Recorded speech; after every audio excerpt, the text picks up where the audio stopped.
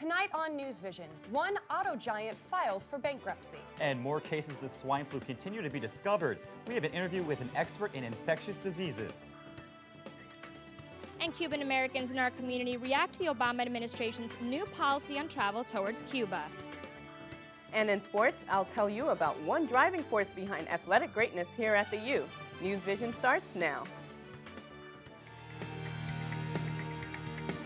Live from the studios of the School of Communication at the University of Miami, this is Newsvision, a production of UMTV. Good evening and welcome to Newsvision. I'm Jenna King. And I'm Ryan Hughes. Thank you for joining us. The Centers for Disease Control is confirming that there are now 109 swine flu cases in the U.S. So far, the infections have been confined to 11 states. There are 51 confirmed cases in New York alone. The outbreak has not hit Florida yet, but health officials are testing some suspected cases. If a case is reported, emergency centers will open up in both Miami-Dade and Broward counties. The disease has claimed only one death in the U.S. so far, a Mexican toddler in Texas earlier this week. And in Mexico, officials are urging citizens to stay home. Mexico is where the swine flu cases were first identified. Non-essential work and services in Mexico are immediately suspended until May 5th, and schools are closed. Until next Tuesday, only essential businesses like supermarkets, hospitals, and pharmacies will remain open, and only critical government workers such as police and soldiers will be on duty as the country attempts to control the spread of the virus. Swine flu is now blamed for 168 deaths in Mexico. Our Health Watch reporter Nick Saletti joins us now with more on the swine flu. Nick has an interview with a doctor here at UM. Nick? Thanks, Jenna. Dr. Gordon Dickinson is an expert in infectious diseases at UM's Miller School of Medicine. Dr. Dickinson, we really appreciate you being here tonight to talk to us about this important health issue. Thanks for having me, Nick. Pleasure to be here. Now, the headline in today's Miami Herald is telling us that swine flu cases are suspected right here in South Florida. So how scared should we be about this new strain of the flu? How much of this concern is real, and how much is just media hype? Well, I don't think this is media hype. I think this is a real thing. Not clear if we're going to have an epidemic, but most of us suspect yes. Okay, so as of now, some public schools are being closed, flights are being canceled, some restaurants are even going to just takeout only. How much do we have to react to this to contain it? Well, right now, I think what people should do is pay attention to the news and the reports, such as this one, and the newspapers, and be ready if it starts to break loose here. Right now, you carry on as usual. No special precautions needed now. So basically, right now, you just recommend that all of us be prepared. But if you could highlight just 3 things that we need to start doing today to make sure that we contain this thing, what would those 3 things be? Well, I think the 3 things that would head my list would, 1, keeping yourself informed, so when cases do emerge, where they are. Taking care, as you've heard, about washing your hands, which I endorse. Also, covering, if you get sick, covering your mouth and taking care not to cough other people's faces, and avoiding strangers who are obviously sick or coughing. And if you do develop symptoms, see your doctor. All right, Dr. Dickinson out of the UM Miller School of Medicine. With that, thank you very much for that information. Now back to the news desk.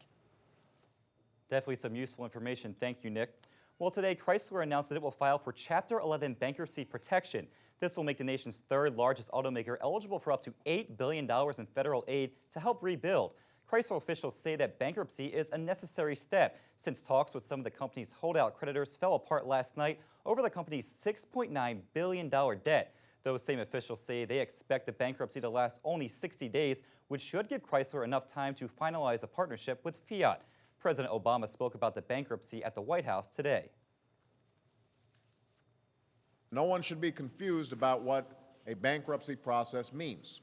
This is not a sign of weakness, but rather one more step on a clearly charted path to Chrysler's revival. The Obama administration's recent ease on travel rules to Cuba is the biggest change in Cuban-American relations in over almost 4 decades. The president says that this new policy is designed to reach out to Cubans, but as UMTV's Joanna Suarez tells us, not everyone is receptive to the idea. That's right, Jenna. As airline tickets here in Miami increase to the island, so does the tension between older and younger generations of Cubans, who don't exactly see this policy eye to eye. It's the kind of trip Yanetsi Pena and her husband have been waiting for.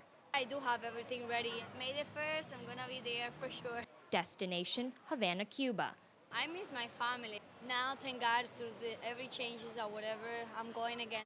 And she's not alone. Many younger Cuban Americans, like Lily Rodriguez, are also looking south, back to their roots. It's a beautiful place to visit, and I'm definitely going to take advantage to get more acclimated with my culture and my country, because I've been so distant from it. It's such a short distance from Miami to Cuba. It's such an unfortunate situation before, when there was such a strict limitation. But just across town at the Maximo Gomez Park, it's a whole different game and generation.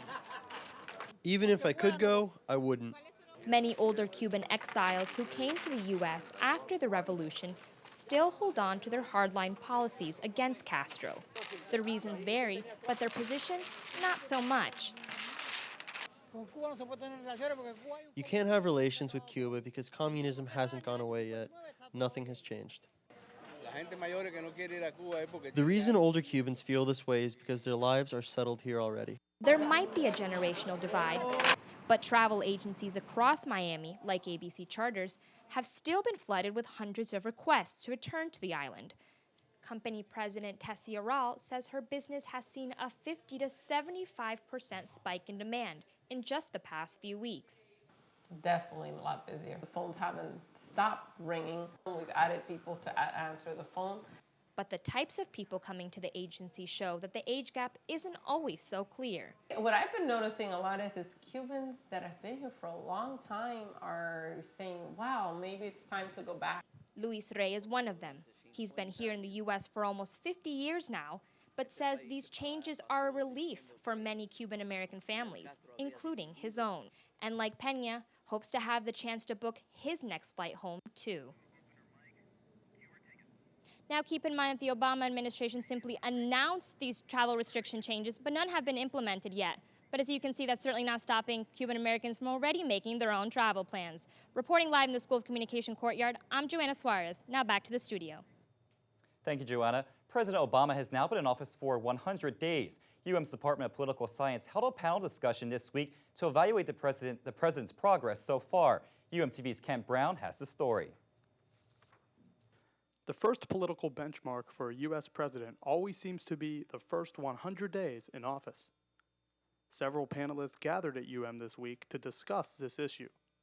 As expected, the economy was the #1 topic.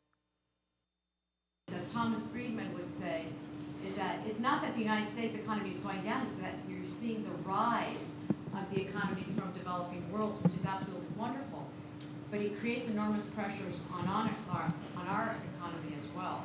It is bad because now they're having trouble getting people to go in to partner with the Treasury, even on very favorable terms, because who wants Barney Frank as a business partner? One question that was posed to the panelists was about the future of technology in presidential campaigns. Right, so in 2011, we'll be choosing between, the Republicans will be choosing between Palin and Jindal on the basis of who's got more followers on Twitter and more Facebook friends. For the most part, the panelists agreed that the president is doing a good job so far, but they know plenty of work still remains.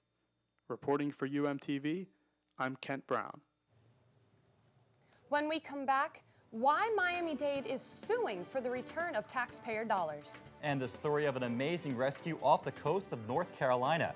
We'll be right back.